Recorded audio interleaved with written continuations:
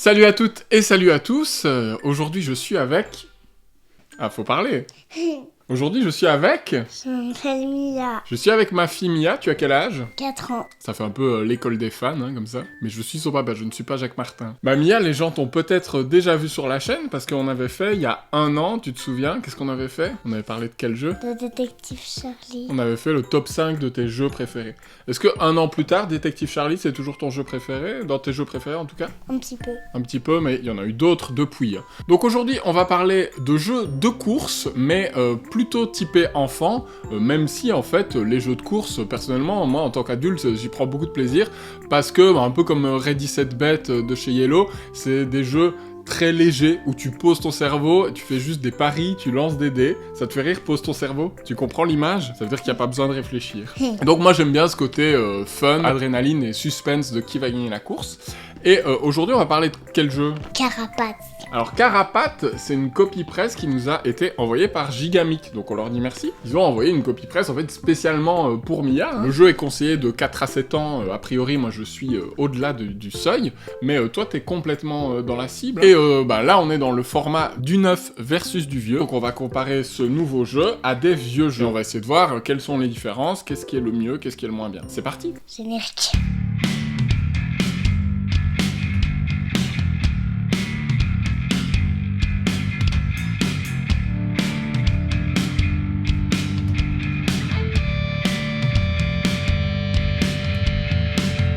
Time goes by, walking circles round and round. Stay on standby, same old shit knocking you down. Donc on commence par la nouveauté, par Carapace, cette copie presse envoyée par Gigamic. Qu'est-ce que c'est Carapace, Mia? Vous dépassez votre adversaire et vous essayez d'arriver jusqu'au bout. Voilà, c'est une course, on essaye d'être l'animal qui arrive le premier à la tuile de fin. On a une tortue, un escargot, un hérisson, Et celui que t'aimes pas? le ver de T'as terre. peur des vers de terre, toi. Qu'est-ce qu'on doit faire avec cet animal? On doit l'avancer. Voilà, on reçoit un animal en début de partie au hasard, mais est-ce que je sais quel animal tu as? On voit notre animal. Et tu vois aussi celui que j'ai moi. Donc les animaux ne sont pas cachés. Par exemple, papa a l'hérisson et moi je suis la tortue. Très bien, ça c'est la mise en place. Et puis, qu'est-ce qu'on fait à son tour? On lance le dé. Le dé? Les dés. Par exemple, papa est l'escargot, je lance 2 dés escargots, je suis obligée de l'avancer. Ah, ça t'embête. Donc, on a 2 dés, et ça nous donne 2 choix. Par exemple, on peut choisir entre avancer le hérisson et l'escargot. Parfois, on peut même tomber sur la flèche. Ça fait que on est à la case qu'on était avant. Mais de 1. On recule d'une case, ouais. Alors, si t'as le choix entre avancer mon animal et ton animal, qu'est-ce que tu vas faire? J'avance mon animal. Donc c'est pas un jeu dans lequel il y a des choix très compliqués. C'est pour ça que je disais on pose son cerveau, c'est que si tu peux faire avancer ton animal, généralement tu vas faire avancer ton animal. Si on joue à 2 ou à 3, il y a des animaux qui sont pas dans la course, et à quoi ils servent alors ces animaux-là qui sont à personne? Les faire avancer. Qu'est-ce qui se passe si un animal qui est à personne gagne la course? Il gagne tout seul. C'est ça, et nous on a tous perdu. Si on est vraiment à la traîne dans la course et que notre animal est loin derrière, on peut essayer de faire gagner un animal qui n'est pas à nous pour faire perdre tout le monde et se venger. Et puis, il y a aussi... Des petits objets comme le buisson. Oui, ça permet quoi le buisson? De rejouer quand on n'est pas content de son lancer. Voilà, on peut relancer les dés. En fait, quand vous déplacez le dernier animal dans la course, vous allez retourner la tuile sur laquelle il était et ça va dévoiler un petit effet. Et notamment, ça peut vous permettre de gagner par exemple un skateboard qui vous fait avancer 2 fois plus vite, ou un trampoline qu'on place sur la case de l'animal qui est en tête et à chaque fois qu'on arrive dessus, boing, on rebondit d'une case plus loin. Toi, je t'ai mis une salade ce matin sur ta route.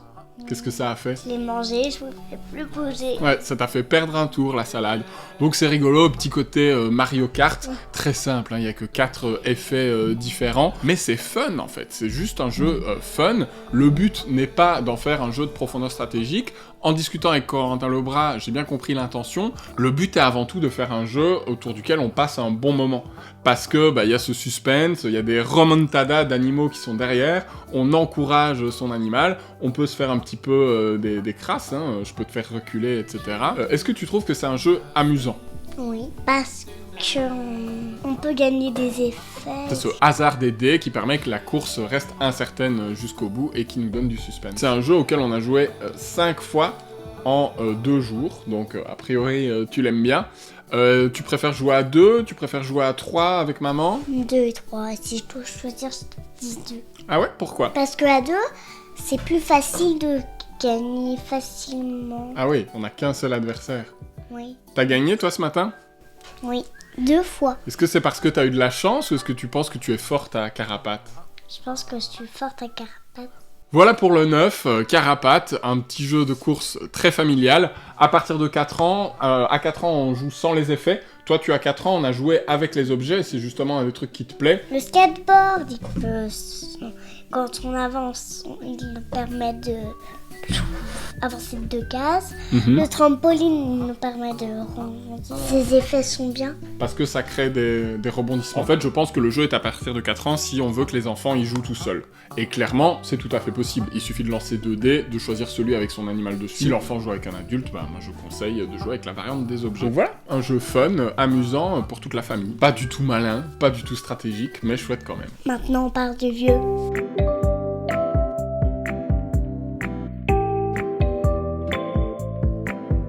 Pour le vieux, on a sélectionné ce jeu-là. Qu'est-ce que c'est? C'est un jeu d'escargot qui s'aimante à la boîte. En quoi est-ce que c'est la même chose que Carapate? Il y a des escargots dans chaque jeu. C'est vrai, et aussi, qu'est-ce qu'on doit faire? Quel est le but dans Escargot prêt partez? D'arriver jusqu'en bas. Voilà, donc c'est aussi une course. Qu'est-ce qu'on fait à son tour? On lance les dés et puis on avance sur une case. On a des dés de couleur, et là aussi on doit choisir, donc on lance pareil, 2 dés, comme dans Carapate, mais là on doit faire une association. Donc par exemple, si j'ai bleu et jaune, tu te souviens, je peux dire l'escargot jaune avance jusqu'à la prochaine case bleue, ou l'escargot bleu avance jusqu'à la prochaine case jaune. Donc, c'est peut-être un petit peu plus compliqué, ça, ou pas? Non, c'est un jeu tout bête. C'est un jeu tout bête, mais c'est quand même un petit peu plus compliqué que Carapate, où c'est juste avance la tortue ou avance le hérisson. Là, tu dois reconnaître les couleurs, tu dois un peu plus réfléchir parce que t'as un peu plus de choix, quoi, non? Oui, on a un petit peu plus de choix. Je peux choisir entre avancer l'escargot vert sur le prochain trèfle vert ou avancer l'escargot rose sur la prochaine fleur mauve. Voilà, il y a ce genre de choix à faire. Et en plus, les escargots, qu'est-ce qu'ils peuvent faire? Ils peuvent s'empiler. Et si j'avance mon vert alors qu'il y a ton rose dessus, bah, je te fais avancer plus loin. Donc il y a aussi ce truc-là. On essaye de monter sur les autres escargots et de profiter de leur avancée. Dans Carapate, il n'y a pas du tout ça. Si on est sur la même case, il se passe rien, on est juste côte à côte. Tu disais que la boîte, elle est aimantée. Qu'est-ce que ça permet, ça, que la boîte soit aimantée? Que les escargots grimpent et descendent jusqu'en haut. Voilà, pour gagner la course, il faut à un moment grimper le long de la boîte, continuer la course au-dessus, redescendre et faire tout le tour comme ça. Il n'y a pas un autre escargot qui traîne là-bas. Deux même. Ah, il y a plein d'escargots sur ma boîte, au secours! Et alors, il y a une autre grande différence. On ne montre pas ces escargots. Très très bien. Donc comme dans Carapate, on reçoit une carte en une partie qui nous dit qui on est. Alors on est un seul escargot ou quoi? 3 escargots. Voilà, on a 3 escargots qui nous sont attribués. Et on va faire la course, non pas jusqu'à ce qu'un seul gagne, mais tu te rappelles, il y a combien de gagnants? Donc il y a 3 gagnants, il y a un podium. Évidemment, celui qui sera sur la plus haute marche du podium va faire plus de points que celui qui est 3e. On ne montre pas ces escargots qui sont là. On les met face cachée et on essaye que les 3 escargots qu'on a sur notre carte arrivent les premiers. Oui, et sinon on a des points en fonction de qui a atteint quelle place. Et du coup, comme c'est face cachée, moi je ne sais pas les escargots que tu as. Faut pas dire ce qu'on a. Et donc on va essayer de deviner. Si je vois que tu avances tout le temps le jaune, je vais me dire que t'as peut-être le jaune et je vais essayer de moins avancer le jaune ou de lui passer devant. Donc ça aussi c'est un petit peu plus compliqué parce que je ne peux pas te conseiller. Je ne peux pas te dire « Ah Mia, tu devrais avancer l'escargot vert parce que tu as l'escargot vert. » Ou alors tu me montres, mais alors on perd une dimension du jeu, quoi. Il n'y a plus de secret. Est-ce que c'est un jeu que t'aimes bien, escargot préparté? Est-ce que tu préfères Carapate ou escargot préparté? Si je dois choisir, je dirais Carapace. Là, les animaux peuvent courir et il n'y a pas de risque, rien. Eh ben moi je préfère Carapace aussi, parce que Carapace c'est plus court, une partie ça dure 5-10 minutes, et c'est la bonne durée moi je trouve pour un jeu de course qui fait beaucoup appel au hasard, parce que dans Escargot, des fois c'est un peu long.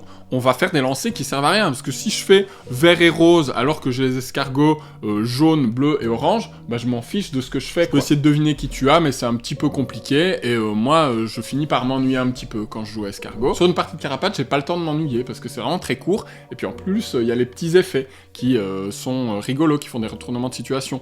Ici, le fait que les escargots puissent se monter dessus, bah ouais d'accord, c'est rigolo, mais c'est un petit peu anecdotique quoi, ça va pas souvent changer complètement qui va gagner. Ça va pas changer qu'un escargot saute là directement et hop hop hop hop hop et voilà. Encore plus vieux qu'Escargot Préparté, c'est Le Lièvre et la Tortue de Gary Kim. C'était édité chez Purple Brain, donc c'est cet éditeur qui fait des jeux dans la gamme Contes et Jeux, avec des boîtes qui ressemblent à des livres. Tu trouves ça joli, ça t'attire? Oui, un petit peu. T'as vu la tortue, ce qu'elle fait? Elle écrase le lièvre. Bon bah c'est un jeu qui revisite le conte, donc on a évidemment le lièvre et la tortue, mais on a aussi une biquette, un renard, un loup, et là aussi on va recevoir une carte en début de partie qui nous donne notre personnage, et là aussi c'est secret, donc on peut pas dire qui on est. Et comme dans Escargot Préparté, on veut que notre animal il arrive sur le podium, on peut même recevoir 2 animaux, et on va avoir des points, plus notre animal est arrivé haut sur le classement. Mais ce qui est différent dans celui-là, qui fait qu'il est un petit peu plus compliqué et que t'as pas encore joué, parce qu'il faut être un petit peu plus grand à mon avis,